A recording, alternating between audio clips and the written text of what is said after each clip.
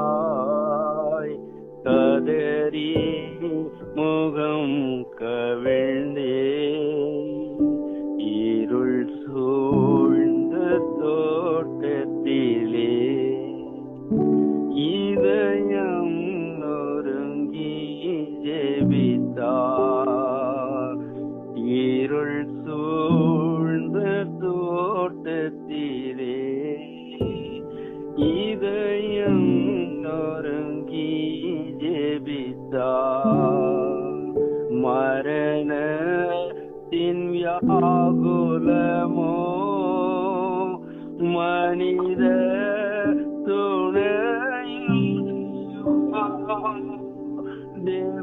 தேவதூதன் தேற்றிடவே தருணம் நெருங்க ஒப்படைத்தார். துன்ப சுமை சுமந்தார். தருணம் நெருங்க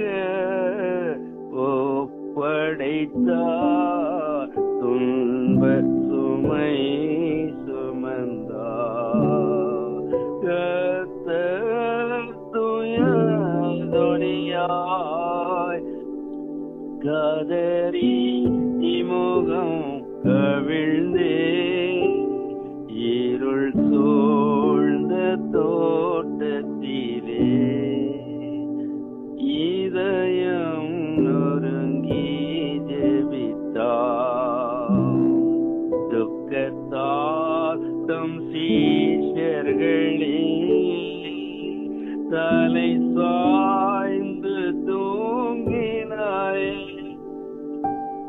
தம்மை மூல கைவிடவே தூரமாய் கடந்தே திகிலடைந்தார் தன்னன் தனிமையிலே. தூரமாய் கடந்தே திகிலடைந்தார் தன்னன் தனிமையிலே. கர்த்தர் துயதொனியாய் கதறி முகம் கவிழ்ந்தே இருள் சூழ்ந்த தோட்டத்திலே இதயம் நொறுங்கி ஜெபித்தார். இதாவே இப்பாத்திரத்தின் பங்கினை நான் ஏற்றுக்கொண்டேன். ஆகட்டும் உமது சித்தம் அது நீங்கிடுமோ என்றுரைத்தார் ஆரத்த வேர்வையுடன். அது நீங்கிடுமோ என்றுரைத்தார் ஆரத்த வேர்வையுடன். கர்த்தர் துயதொனியாய் கதறி முகம் கவிழ்ந்தே இருள் சூழ்ந்த தோட்டத்திலே இதயம் நொறுங்கி ஜெபித்தார். இறந்த கெத்சமனையில் துணிந்து வந்த பகைஞன் என்ன துரோகம் செய்திடினும் எந்தன் சிநேகிதனே என்றழைத்தார் என்ன மான்பதுவே. எந்தன் சிநேகிதனே என்றழைத்தார் என்ன மான்பதுவே. கர்த்தர் துயதொனியாய் கதறி முகம் கவிழ்ந்தே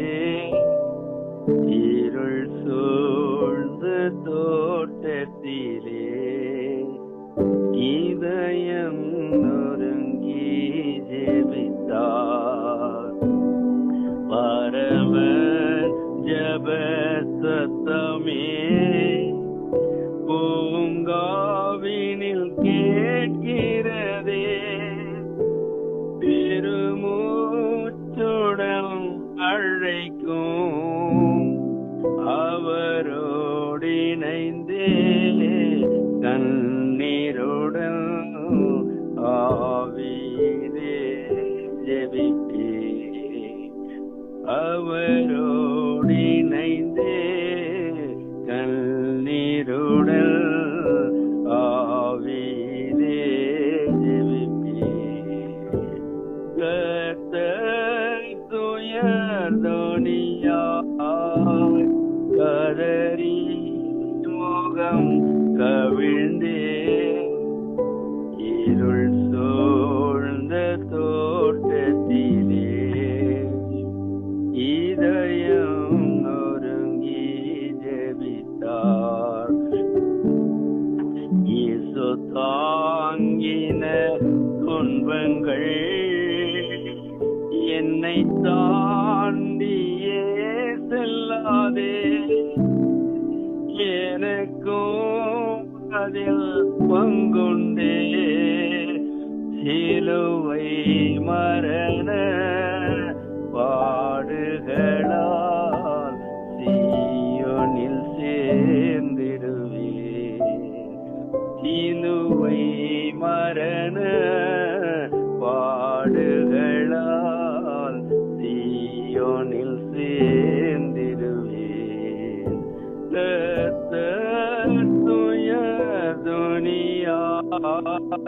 கதறி முகம் கவிழ்ந்தே இருள் சூழ்ந்த தோட்டத்திலே இதயம் நொறுங்கி ஜெபித்தார். இருள் சூழ்ந்த தோட்டத்திலே இதயம் நொறுங்கி ஜெபித்தார். நாமத்துக்கு ஸ்தோத்திரம் உண்டாவதாக. இந்த காலை வேளையில் தேவாதி தேவனுடைய சமூகத்தில் வந்து அமர்ந்து அவரை ஆராதிக்கும்படியாக, அவருடைய பாடு மரணங்களை தியானிக்கும்படியாக நம் ஒவ்வொருவருக்கும் புதிய கிருபையை ஆண்டவர் கொடுத்திருக்கிறார். இந்த காலை வேளையிலே தேவனுடைய சமூகத்திலே வாஞ்சையோடு வந்து அமர்ந்திருக்கிற நம் அனைவரையும் அவர் மிகுந்த சந்தோஷத்தோடு ஒரு எதிர்பார்ப்போடு அவர் அனுதினமும் பார்த்து கொண்டே இருக்கிறார் என்பதை நாம் விசுவாசிக்க வேண்டும். அதற்குரிய பலன்களை தேவன் நமக்கு இம்மையிலும் மறுமையிலும் கொடுக்க அவர் வல்லமையுடையவராய் இருக்கிறார். அவன் என்னிடத்தில் வாஞ்சையா இருக்கிறபடியால் அவனை விடுவிப்பேன் என்று சொல்லுகிறார். இந்த காலை வேளையிலே இந்த வாய்ப்பினை அளித்த கர்த்தருக்கு முதலாவது என்னுடைய ஸ்தோத்திரத்தையும் நன்றியும் நான் ஏறெடுத்துக் கொள்கிறேன். ஜெபக்குழுவினை நடத்தி வருகிற பாஸ்டர் ஐயா அவர்களுக்கும், ஜெபக்குழுவின் ஸ்தாபகர் எப்சியம்மா அவர்களுக்கும், இக்குழுவில் இணைந்திருக்கிற அனைவருக்கும் ஆண்டவராகிய இயேசு கிறிஸ்துவின் இனிய நாமத்தில் என்னுடைய ஸ்தோத்திரத்தையும் நன்றியும் நான் ஏறெடுக்கிறேன். இந்த லெந்து காலங்கள் என்பது நமக்கு கொடுக்கப்பட்ட ஒரு விலையேற பெற்ற கிருபையின் நாட்கள். இந்த கிருபைன்ற வார்த்தைக்கு ஒரு ஊழியக்காரர் சொல்றாரு, அதுக்கு மீனிங்கே சொல்ல முடியாது அப்படின்றார். ஏனென்றால் அப்பேற்பட்ட ஒரு கிருபையை தேவன் இந்த உலகத்தில் நாம் பிறந்த நாள் முதல் நாம் அவரோடு போய் சேருகிற நாள் வரையிலும் அவருடைய பிள்ளைகளுக்கு அவர் கிருபையை கொடுக்கிறார். இந்த நாட்களிலும் அவருடைய இயேசு கிறிஸ்துவின் பாடு மரணங்களை தியானிக்கக்கூடிய பாக்கியத்தை நம் ஒவ்வொருவருக்கும் தேவன் பாக்கியத்தை கொடுத்திருக்கிறார். அது மட்டுமல்ல, நம்மளுடைய இருதயத்தை சுத்தப்படுத்தும்படியாக, நம்மளுடைய சரீரத்தை மறுரூபப்படுத்தும்படியாக மறுபடியும் ஒரு வாய்ப்பினை ஆண்டவர் நமக்கு அழைத்திருக்கிறார். இன்றைக்கு நாம் தியானத்துக்கு எடுத்துக்கொண்ட ஒரு வசனம் ஏசாயா 53:4. மெய்யாகவே அவர் நம்முடைய பாடுகளை ஏற்றுக்கொண்டு நம்முடைய துக்கங்களை சுமந்தார், நாமோ அவர் தேவனால் அடிபட்டு வாதிக்கப்பட்டு சிறுமைப்பட்டவர் என்று எண்ணினோம். இந்த வசனத்தை நாம் வாசிக்கும் பொழுது மெய்யாகவே அவர் நம்முடைய பாடுகளை ஏற்றுக்கொண்டார் என்று இந்த இடத்துல ஏசாயா தீர்க்கதரிசி பதிவு செய்திருக்கிறார். இயேசு கிறிஸ்து இந்த உலகத்தில் வந்து மரிக்குவதற்கு முன்பாகவே எத்தனையோ வருடங்களுக்கு முன்பாக தீர்க்க தரிசனம் மூலமாக உரைக்கப்பட்ட வேத வாக்கியம் இது. மெய்யாகவே, இந்த மெய்யாகவே என்கிற இந்த வார்த்தை வேதாகமத்துல பல இடங்களில் வருகிறது. ஆதியாகமம் முதல் வெளிப்படுத்தல் வருகிற வரையிலும் இந்த மெய்யாகவே என்கிற வார்த்தை நிறைய இடங்களில் காணப்படுகிறது. ஆண்டவராகிய இயேசு கிறிஸ்து இந்த உலகத்திலே ஊழியம் செய்த நாட்களிலும் கூட இந்த மெய்யாகவே மெய்யாகவே என்ற வார்த்தை பல இடங்களில் அவர் உபயோகித்ததாக வேதத்தை நாம் வாசிக்கும் பொழுது அதை நாம் தெரிந்து கொள்வோம். இந்த கிறிஸ்துவின் சிலுவை மரணத்தினால் நமக்கு மிகவும் தேவையானது ஒன்று என்னன்னா பாவ மன்னிப்பு. பாவ மன்னிப்பு கிடைப்பதோடு நம்முடைய பாடுகள், துக்கங்கள், பலவீனங்கள், நோய்கள் எல்லாவற்றில் நின்று விடுதலை ஆயத்தமாக்கப்பட்டு விட்டதாமா. அவருடைய சிலுவை மரணத்தின் மூலமாக ஏற்கனவே கிறிஸ்து இந்த சிலுவையை சுமந்து விட்டதனால நாம் இந்த சிலுவையை சுமக்க வேண்டியதில்லை.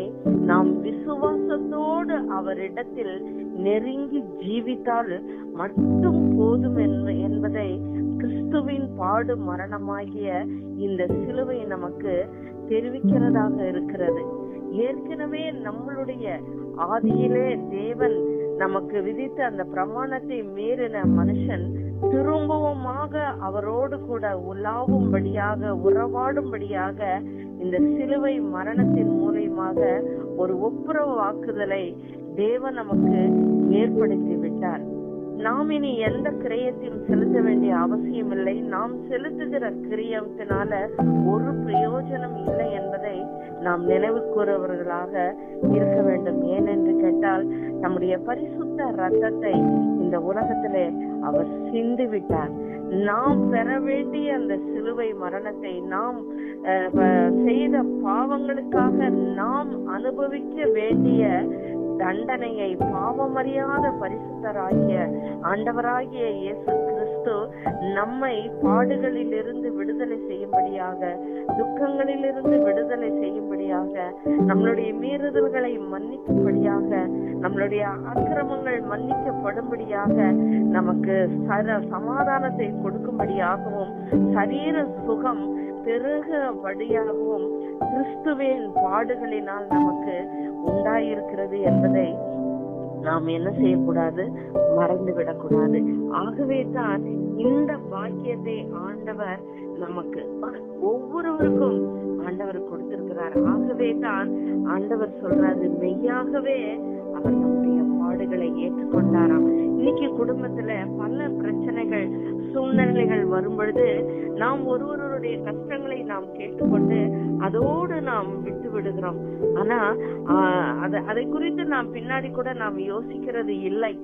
ஆனா ஆண்டவர் பாருங்க, மெய்யாகவே நம்மளுடைய பாடுகளை அவர் ஏற்றுக்கொண்டாராம்.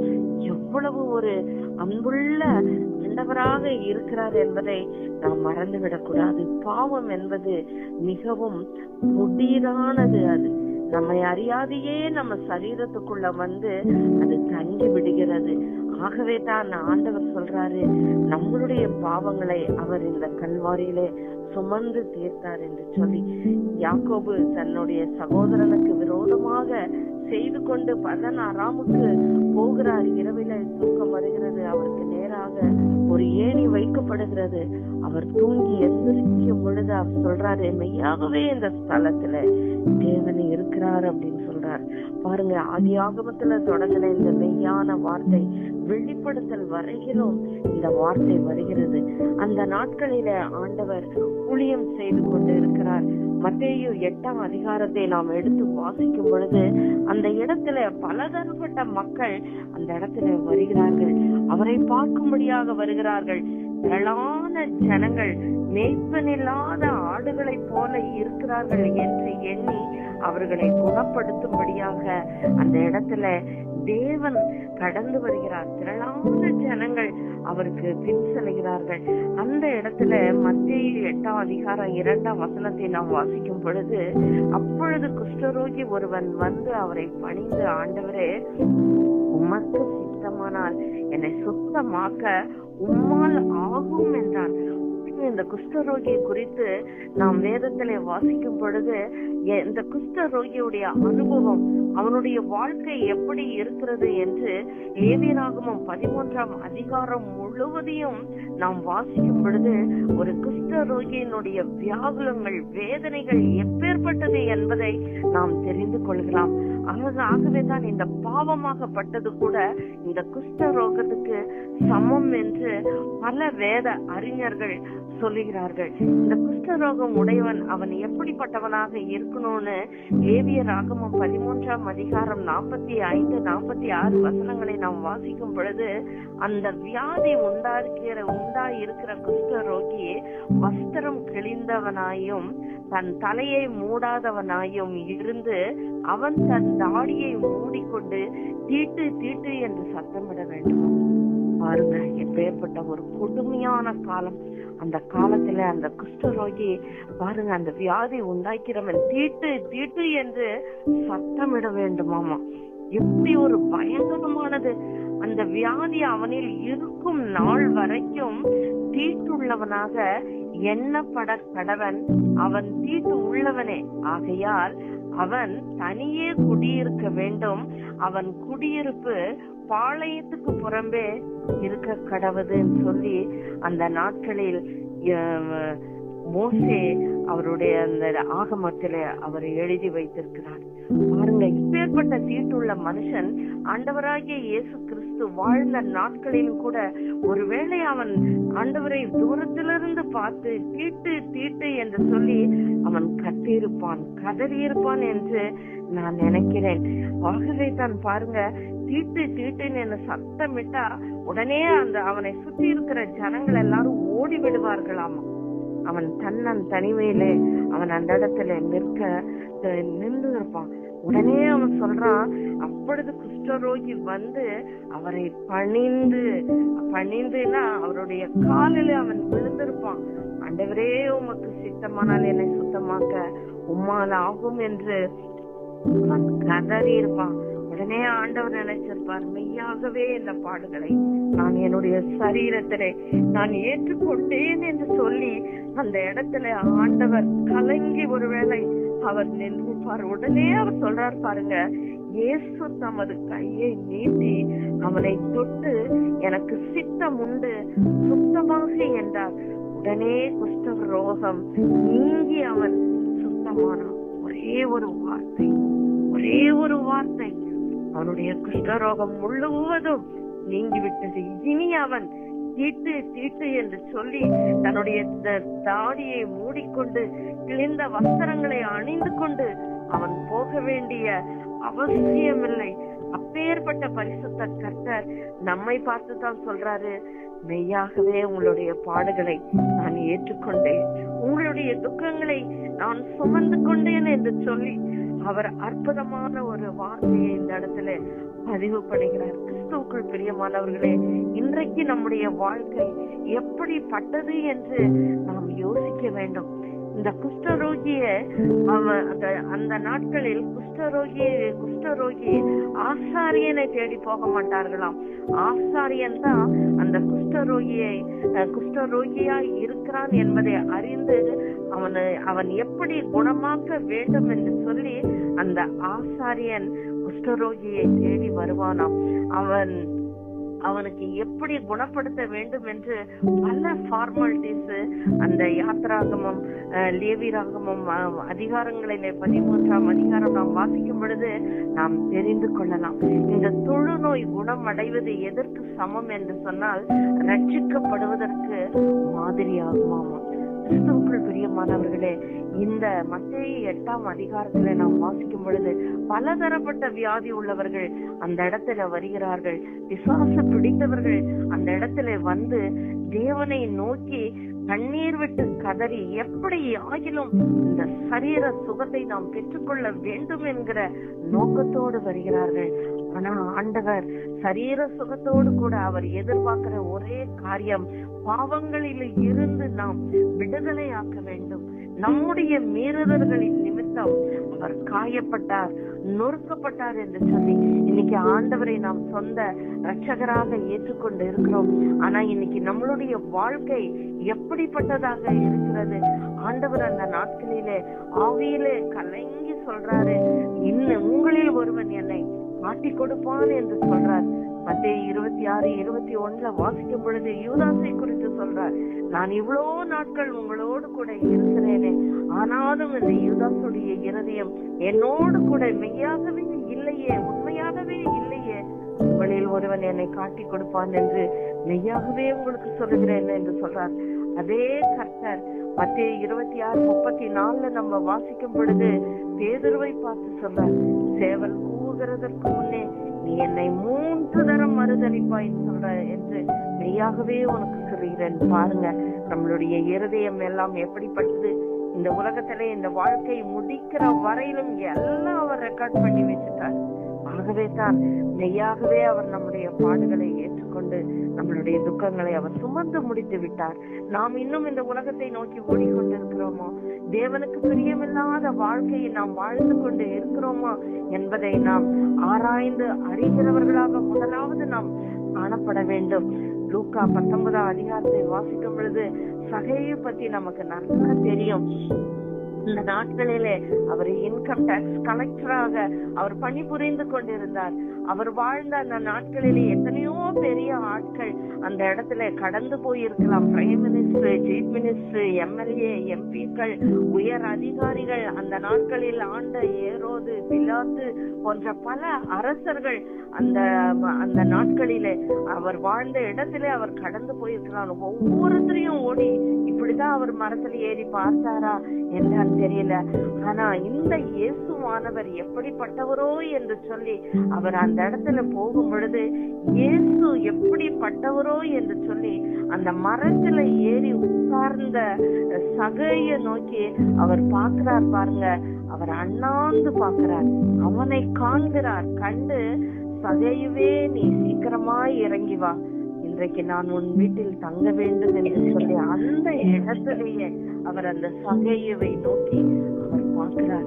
ஏனென்று கேட்டால், ஒருவேளை வெள்ளி தோற்றத்திலே சகேயு எல்லாருக்கும் முன்பாக அவர் பெரிய மனுஷனாக இருந்திருக்க கூடும். ஆனால் தன்னுடைய இருதயத்திலே ரட்சிப்பின் அனுபவம் பெறாதவராக இருந்திருக்க கூடும். ஆகவே தான் உடனே அவர் சொல்றாரு, உன் வீட்டுல நான் வந்து தங்கணும்னு சொல்றாரு. இன்னைக்கு ஆண்டவர் சொல்றாரு, நம்ம குடும்பத்துல இருக்கிற ஒவ்வொருவரையும் பார்த்து சொல்றாரு, நான் இன்னைக்கு உங்க வீட்டுல வந்து நான் தங்க வேண்டும். இந்த துக்க நாட்களை நீங்கள் அனுசரித்து விட்டு ஒருவேளை போய்விடலாம். வருடம் இந்த 40 நாளை அனுசரிச்சு விட்டு போடலாம். ஆனா இந்த யூதாசை போல மறுதளிக்கணும்னு சொல்லி, காட்டி கொடுக்கணும்னு சொல்லி ஒவ்வொரு நாம் செய்கிற ஒவ்வொரு சிறு சிறு பாவத்தின் நிமித்தம் ஆண்டவரை நாம் காட்டி கொடுத்து கொண்டே இருக்கிறோமா, இல்ல இந்த பேதுருவை போல நாம் மறுதளித்து கொண்டே இருக்கிறோமோ என்பதை நாம் யோசிக்கிறவர்களாக காணப்பட வேண்டும். சகேயுவின் இருதயத்துல ஒரு மாறுதல் வர வேண்டும் என்று சொல்லி அந்த இடத்துல ஆண்டவர் வந்து அண்ணாந்து பார்த்து நிற்கிறார். இன்னைக்கு ஒவ்வொருத்தரும் எப்படி அவர் மெய்யாகவே உண்மையாகவே அவர் நமக்காக பாடுகளை ஏற்றுக்கொண்டது உண்மையானால் நாம் ஒவ்வொருவரும் மெய்யாகவே அவருக்கு உண்மையான பிள்ளைகளாக, அவரை அறிக்கை இடுகிறவர்களாக நாம் மாற வேண்டும். கிறிஸ்துமஸ் காலங்களிலே நாம் கொண்டாடணும் அல்லவா? எந்த மனுஷனையும் பிரகாசிப்பிக்கிற மெய்யான ஒளியாக அவர் இந்த உலகத்துல வந்தார் என்று சொல்லி யோவான் 1:9 நாம் தியானம் செய்தோம் அல்லவா? நம்மை பிரகாசிக்கும்படியாகத்தான் அவர் இந்த பாடுகளை ஏற்றுக்கொண்டார். நம் மூலியமாக அநேகர் ரட்சிக்கப்படும்படியாக நம்மை தேவன் தெரிந்து கொண்டார். ஆகவே தான் இருதயத்துல மாறுதல் வர வேண்டும் சொல்றார். இந்த சகேயு உடனே சொல்றாரு, இந்த ரட்சிப்பை பெறுவதற்கு சகேயு நின்று கர்த்தரை நோக்கி, ஆண்டவரே என் ஆஸ்தியை பாதியை ஏழைக்கு கொடுக்கிறேன், நான் ஒருவனிடத்தில் எதையாகிலும் அநியாயமாய் வாங்கினது உண்டாக நாளத்தனையா திரும்ப செலுத்துகிறேன் என்று சொல்றார். பாருங்க, ஒரு மாறுதல் எல்லா சகல குணங்களிலிருந்தும், அசுத்தமான சகல காரியங்களிலிருந்தும் தேவன் நம்மை பரிசுத்தமாக்குவதற்காக தான் இந்த உலகத்துல வந்தார். அதைத்தான் உடனே அவர் அறிக்கையிடுறார் பாருங்க. ஆண்டவரே, நான் எல்லாத்தையும் திரும்ப செலுத்தி விடுறேன் ஆண்டவரே, எனக்கு நீர் மட்டும் போதும், நீர் மட்டும் போதும் ஏசப்பா. அதுக்காகத்தானப்பா இந்த உலகத்துல நீங்க வந்தீங்க. உங்களை பார்க்கணும்னு எத்தனையோ நாள் காத்துட்டு இருந்தேன். இன்னைக்கு என் இருதயத்திலும் இல்லத்திலும் மாறுதல் வந்து விட்டது என்று சொல்லி அவன் அத்தனை ஜனங்கள் மத்தியிலும் தன்னை தாழ்த்தி அறிக்கையிடுகிற சகையுவாக மாறிட்டான். இயேசு அவனை நோக்கி, இன்றைக்கு இந்த வீட்டுக்கு ரட்சிப்பு வந்தது, இவனும் ஆபிரகாமுக்கு குமாரனாய் இருக்கிறானே என்று சொல்லுகிறார். நாம் ஆபிரகாமின் சந்ததிகளாக நாம் இந்த காலத்துல நாம் வாழ்ந்து கொண்டிருக்கிறோம். ஆனாலும் நம்முடைய இருதயம் எப்படிப்பட்டது, நம்மளுடைய வாழ்க்கை எப்படிப்பட்டது, ஆண்டவராகிய இயேசு கிறிஸ்து எதற்காக இந்த உலகத்தில் வந்தார் என்பதை அனுதினமும் நாம் சிந்திக்கிறவர்களாக நாம் மாற வேண்டும். ஒருவேளை நாம் பின்வாங்கி போயிருக்கலாம், ஆண்டவரை மறுதலித்தவர்களாக நாம் காணப்படலாம். மறுபடியும் ஒரு சான்ஸை ஆண்டவர் நமக்கு கொடுக்கிறார். ஆகவே தான் மெய்யாகவே ஆண்டவர் சொல்றார், மெய்யாகவே ஆண்டு தொழுவத்தினுள் வாசல் வழியாய் பிரவேசிக்காமல் வேறு வழியாய் ஏறுகிறவன் கள்ளனும் கொள்ளைக்காரனுமாய் இருக்கிறான் என்று சொல்றார். அவர் பரிசுத்தம் உள்ள கர்த்தர். அவர் வாயில் வருகிற ஒவ்வொரு வார்த்தையும் பரிசுத்தம் உள்ளது. ஆகவே தான் நாம் ஆதியாக முதல் வெளிப்படுத்தல் வரையிலும் நாம் வாசிக்கும் பொழுது, என்னுடைய பரிசுத்தத்தை நான் விடவே மாட்டேன் சொல்றார். தேவனுடைய பிள்ளைகளுக்கு விரோதமான காரியத்தை நாம் பேசக்கூடாது, செய்யக்கூடாது. நம்மளுடைய இருதயம் மாறுதல் அடைய வேண்டும். தேவையில்லாத வார்த்தைகளை பேசக்கூடாது. நம் வாயில் வருகிற வார்த்தை பரிசுத்தமாய் இருக்க வேண்டும். நம்மளுடைய நடக்கை பரிசுத்தமாய் இருக்க வேண்டும். ஒருவேளை நம்மளுடைய மாம்சத்தின் சிந்தனைகளை மூலியமாக தேவனுக்கு நாம் இன்னும் அந்நியர்களாக காணப்பட்டால் ஆண்டவர் நம்மை பார்த்து சொல்றார், இன்றைக்கு இந்த வீட்டுக்கு ரட்சிப்பு அருளும்படியாக நான் வந்து கொண்டிருக்கிறேன், நான் வந்திருக்கிறேன். ஆகவே தான் சொல்றார், இழந்து போனதை தேடவும் ரட்சிக்கவுமே மனுஷகுமாரன் வந்தார். ஆகவே தான் அவர் சொல்றாரு, மெய்யாகவே உபாகமம் 33:3 சொல்றார், மெய்யாகவே அவர் ஜனங்களை சிநேகிக்கிறார். அவருடைய பரிசுத்தவான்கள் எல்லாரும் உம்முடைய கரங்களில் இருக்கிறார்கள். அவர்கள் உம்முடைய வார்த்தைகளினால் போதனை அடைவார்கள். ஆகவே இந்த மத்தேயு 8ஆம் அதிகாரத்தை வாசிக்கும் பொழுது அநேக பாடுகளில் நிறைந்த மக்களை தேடி அவரே வருகிறார். ஆகவே தான் சொல்றாரு, இந்த மறுதலிக்கப்பட்ட பேதுருடைய வாழ்க்கையில ஒரு அற்புதத்தை அவர் செய்கிறார். அவர் உயிர் தெழுந்த பிறகு இதே லூக்கா சொல்றாரு, கர்த்தர் மெய்யாகவே உயிர் தெழுந்து சீமோனுக்கு தரிசனமானார் என்று எல்லா ஜனங்களும் சொல்ல கேட்டாங்க. பேதுருனுடைய இருதயத்துல மனமாறுதல் வந்து விட்டது. ஆனால் சகையுடைய வாழ்க்கையில மனமாறுதல் வந்து விட்டது. இந்த குஷ்டரோகியினுடைய வாழ்க்கையில சரீரத்திலேயும் மாறுதல், அவனுடைய இருதயத்திலேயும் மாறுதல் வந்து விட்டது. ஆகவே தான் சொல்றாரு ஆண்டவர், மெய்யாகவே அவர் நம்முடைய பாடுகளை ஏற்றுக்கொண்டு நம்மளுடைய துக்கங்களை சுமந்தார்.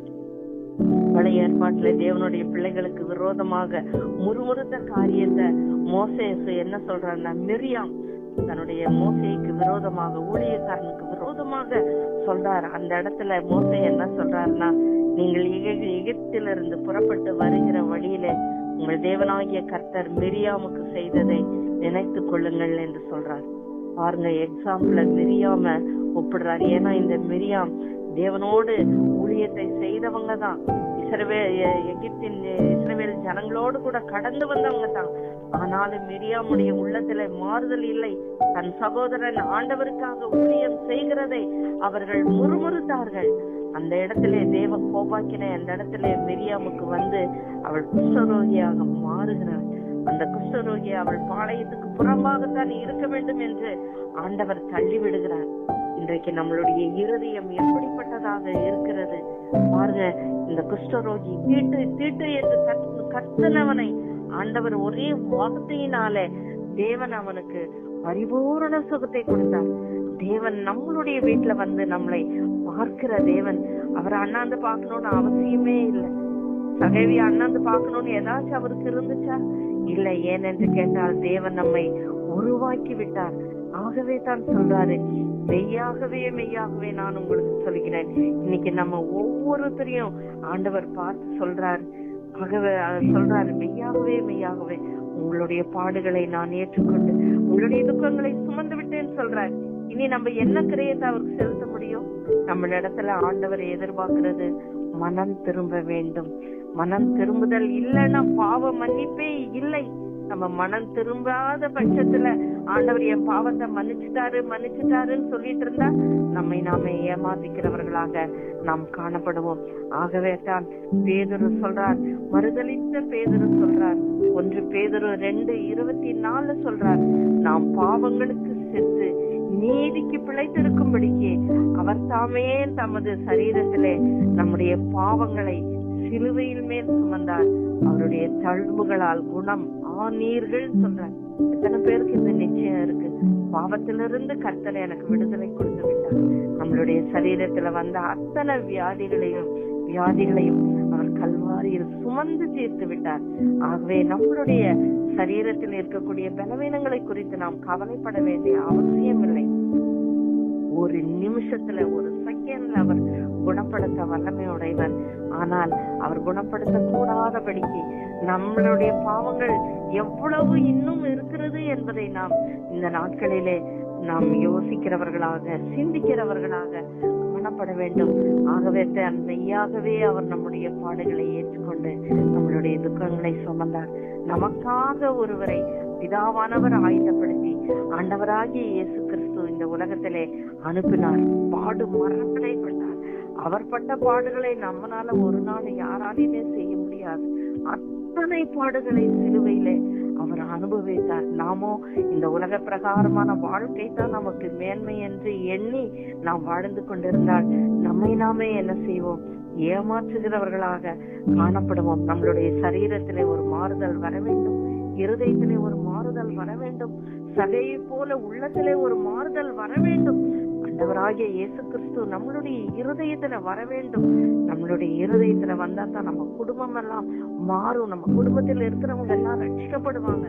நம்ம மூலியமா தான் அநேக ஆத்துமாக்களை தேவன் ஆதாயப்படுத்த நம்ம எடுத்து உபயோகப்படுத்தும்படியாக இந்த நாட்களிலே அவர் விரும்புகிறார். ஆகவே கிறிஸ்துவுக்குள் பிரியமானவர்களே, வெளிப்படுத்தல் 22:20 சொல்றாரு, மெய்யாகவே மெய்யாகவே நான் சீக்கிரமாய் வருகிறேன் என்று சொல்றார்.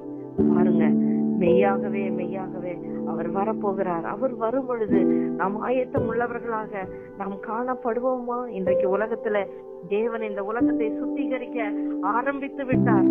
அவருடைய ராஜ்யத்தை ஸ்தாபிக்கும்படியாக தன்னுடைய இஸ்ரவேல் நாடை சுத்திகரிக்க ஆரம்பித்து விட்டார். எத்தனை பேர் இதை உணர்ந்தவர்களாக நாம் காணப்படுகிறோம்?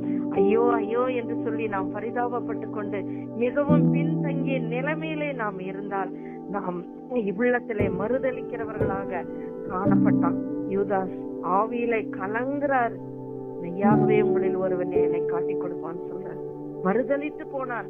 காட்டி கொடுத்ததுனால ஆண்டவரால ஒண்ணுமே செஞ்சிருக்க முடியாது. ஆனா தன்னுடைய வாழ்க்கையை அவன் இழந்து விட்டான் என்பதை நினைத்து அவர் கலங்கி இருப்பார். இந்த 12 பேர்களை நான் பெயர் சொல்லி அழைத்தேனே, என்னோடு கூட ஊழியம் செய்யும்படியாக கடைசி வரையிலும் என்னுடைய பிதாவானவர் ஏற்படுத்தி இருக்கிற அந்த பரம காணாலிலே என்னோடு கூட அவர்கள் அமர்ந்திருக்கும்படியாக 12 சிங்காசனங்களை நான் ஏற்படுத்தி இருந்தேனே. ஆனா தன்னுடைய உள்ளத்திலே அவன் ரட்சிப்பை இழந்து விட்டானே என்று சொல்லி அவர் கலங்கி இருப்பார். பிரயோஜனமே இல்லை. ஆகவே கிறிஸ்துவுக்குள் பிரியமானவர்களே, இந்த ஜெப குழுவில் இணைந்திருக்கிற ஒவ்வொரு குடும்பத்தில இருக்கிற ஒரு நபர் கூட நாம் இழந்து போய்விடக் கூடாது. ஆகவே தான் யாருக்குமே இந்த பாக்கியத்தை கொடுக்கல. எத்தனை வேத வசனங்களை நாம் அனுதினமும் கேட்கிறோம், வாசிக்கிறோம், அதன்படி நாம் செய்கிறோமா? இன்றைக்கு தினத்திலே நாம் ஆண்டவருக்கு நம் அனைவரையும் ஒப்பு கொடுக்க வேண்டும். தீட்டு தீட்டு என்று சொல்லி இன்னும் பாவத்தை வைத்து கொண்டிருந்தானால் அது தீட்டுதான் சத்தமிட வேண்டும். ஏனென்று கேட்டால் அவர் மெய்யாகவே நம்மளுடைய பாடுகளை ஏற்றுக்கொண்டு நம்மளுடைய துக்கங்களை சுமந்து விட்டார். நம்மளுடைய அவருக்கு பிரியமில்லாத காரியம் இருந்தா தீட்டு தீட்டு என்று சொல்லி கைவிடப்பட்ட சூழ்நிலையில நாம் தள்ளப்படுவோம். ஆகவே தான் சொல்றார், அந்த வியாதி அவனில் இருக்கும் நாள் வரைக்கும் தீட்டுள்ளவனாக எண்ணப்பட கடவன் என்று சொல்லி லேவியராகமம் 13:46 சொல்லிருச்சு. ஆகவே தான் அந்த குஷ்டரோகி, ஆண்டவரே எனக்கு பரிபூரண சுகத்தை கொடுக்கணும்னு சொல்லி அவன் கத்தி கதறி அழைத்தும் அவன் ஓடி வந்திருப்பான். ஆண்டவரே அவரை பணிந்து கொள்கிறான். அப்பொழுது குஷ்டரோகி அவரை பணிந்து, ஆண்டவரே உமக்கு சித்தமானால் என்னை சுத்தமாக உம்மால் ஆகும் என்றான். அவர் எல்லாத்தையும் செய்ய வல்லமையுடையவர். அவர் வார்த்தை வல்லமையுள்ள வார்த்தை. இந்த வல்லமையுள்ள உடைய தேவனை நாம் இழந்து போய்விடாதபடிக்கு இந்த காலங்களிலே அவருடைய பாடு மரணத்தை அனுசரிக்கிற நாம் நம்மை பரிசுத்தப்படுத்தும்படியாக மெய்யாகவே நான் உம்முடைய பிள்ளைதான்ப்பா, நீங்க என்னுடைய இதயத்திலும் வரணும், என்னுடைய இல்லத்திலும் வரணும், எங்களுடைய வாழ்க்கையில ஒரு மாறுதலை தரணும் என்று சொல்லி நாம் அனைவரும் ஒப்பு கொடுத்து நாம் இந்த நாட்களிலே நாம் ஜெபிப்போமா? தேவன் இந்த வார்த்தைகளை நமக்கு ஆசீர்வதித்து தருவாராக.